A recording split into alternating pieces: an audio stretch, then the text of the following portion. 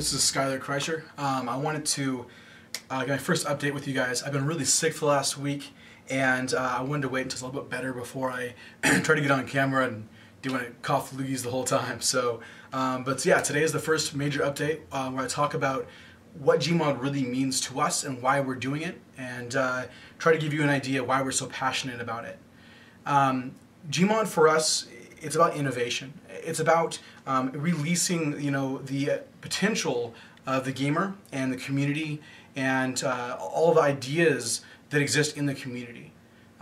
We really truly believe that innovation today in the game industry, the innovation that does exist, is a direct result of mods and the mod community.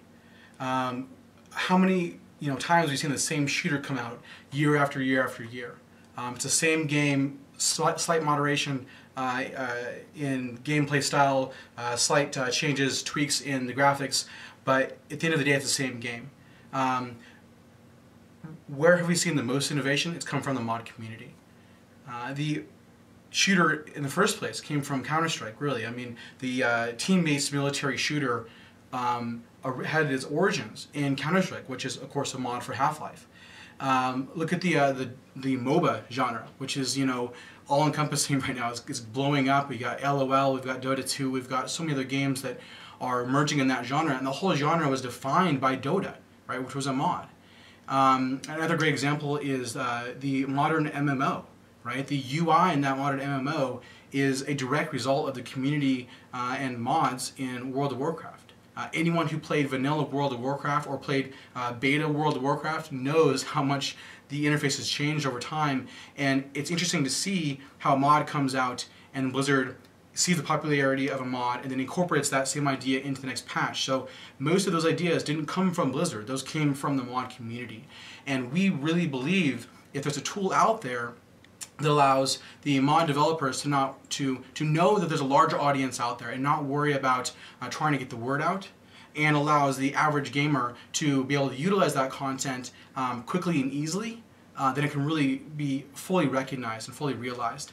And that's what we're about. We're really excited about that. We really want to help innovation and spur that in the game industry. And that's the heart and soul of why we do Gmod. So this is the first take. Hopefully it's good enough. I'm going to try and do these in one take every single day.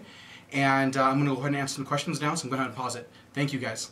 Okay, like I say, I'm going to go ahead and try to go through the comments and get caught up on those. We're behind a week, so we're going to go through the comments real quick. I'm going to answer those, and most of the answers are already on the facts, but I wanted to give shout-outs. So, Joshua Caleb suggests that we put together a video that shows before and after mods, and we did do that. We have a few of those actually, and they're good in some ways. We need to do some more work on those videos before we put them out. One thing we found though is that it's difficult to put together a video that appeals to both the core gamer and the non-core gamer, right? So if we put together something that says, oh, here's what mods are, a lot of core modders go, well, I already know that. I mean, obviously, right? So we've got to find that middle ground, and we're still working on that video. But great idea, thank you. So John Vanderbeck, apparently some of the content we have in our video he made, which is awesome. So go modders, and thank you so much for supporting the mod community and making great content, and thank you for supporting Gmod. Kelp asks how Gmod exactly works. He's curious about how we're able to handle multiple other sites and whether or not he can use Gmod to replace the Nexus Manager and the Steam Workshop. And the answer is yes. You can. We work with both Steam games and non-Steam games alike. You can use mods from any location.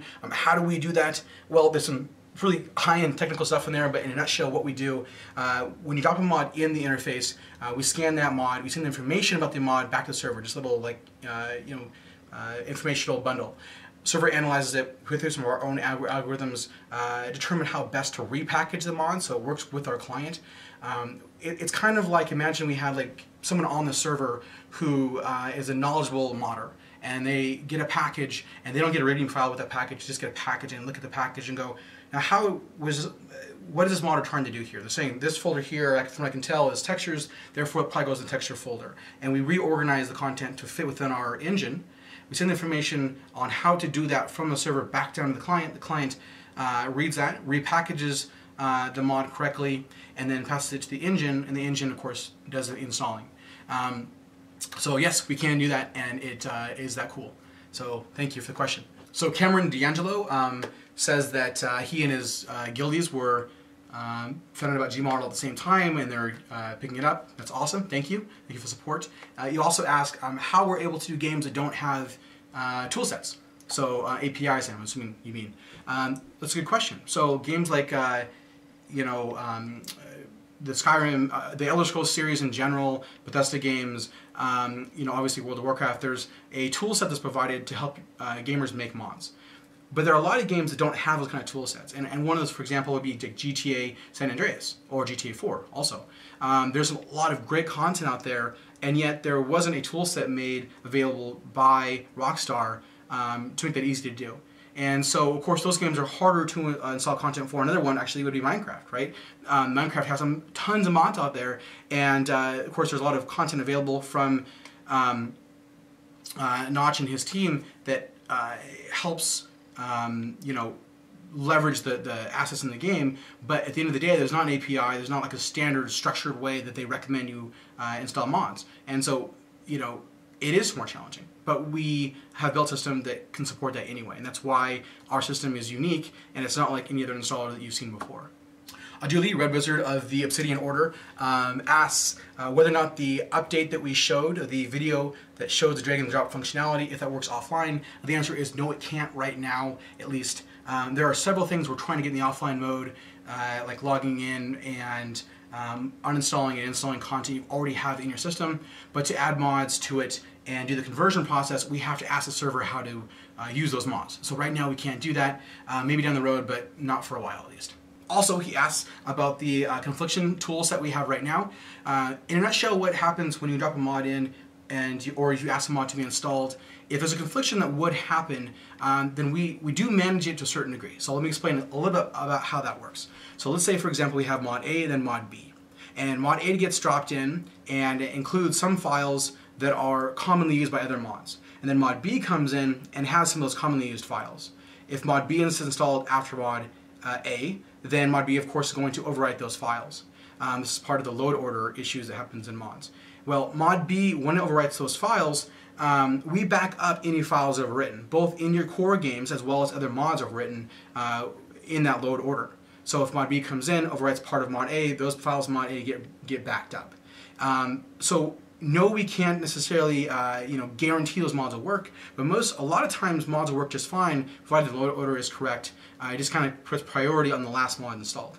So that should work, but if for some reason mod B and mod A are not compatible, you can always remove mod B, and when you do, we replace the content from mod A that was removed. We do that for you, so you don't have to worry about it. You can also change the load order, of course, by installing mod B then mod A. You can try that out. Part of what we're trying to do with the funds we're raising here and in the next set of tools we're providing is all automated, by the way. When I say tools, these are things we're doing for you. You don't have to worry about these. But one of the things we're trying to do is evaluate ahead of time whether or not those mods are going to work well together. And we do that by the community. When you install and uninstall content, we kind of get an idea of, you know, the likelihood that that content is compatible. And if content is seems to be compatible based on our metrics, then we'll assume that it will, and we'll kind of, you know, make that suggestion when you go to install a mod. Let's say we find that most people that install mod A and then mod B actually end up uninstalling mod B afterwards, after a short period of time. And those people that install mod B then mod A do not uninstall it nearly as frequently. We might suggest to you, hey, you know, when you go to install mod A then mod B, we might suggest to go mod B then mod A automatically, or just do it for you. Of course, we'll let you know about it, but do it, recommend it ahead of time so that you can get the best load order every single time. We're working on that, but that's not quite there yet. What is there is the backup system. It's already fully functional. It's part of what makes the system so robust. It's why we have spent so much time on this. When we first put Gmod together, it had some base functionalities. We can move files into directories, simple stuff. Games like World of Warcraft have been really easy to do because there's just one file to deal with. When we looked at it, though, and said we want to support all the games, that changed everything. I mean, we had to start from ground zero, and we did, and we rebuilt completely up from scratch. They have all of our code is proprietary. We spent an insane amount of time writing it all up so we can build out something that was just focused on making mods easy to use, and we have that now. So, long answer, but great question. Thank you. And the third part of your question was about whether or not we back up the files for you. And yes, we do. We back up the files so that once you drop the mod file in, or if you download it from our server, then you don't have to worry about backing it up again. We save that for you. Great questions, you guys. Thank you so much. And I just want to give a shout out to everyone who's put money in so far. Please, again, if you can, spread the word for us. And I'll try to do these updates regularly, if not every day, then at least, you know, as often as I possibly can. I'm feeling better now, so I'm not like coughing up, and you'll see a lot more of me. Thank you so much for your help. Thank you for your support, and we look forward to providing Gmod to you, a finished product, here in the coming months.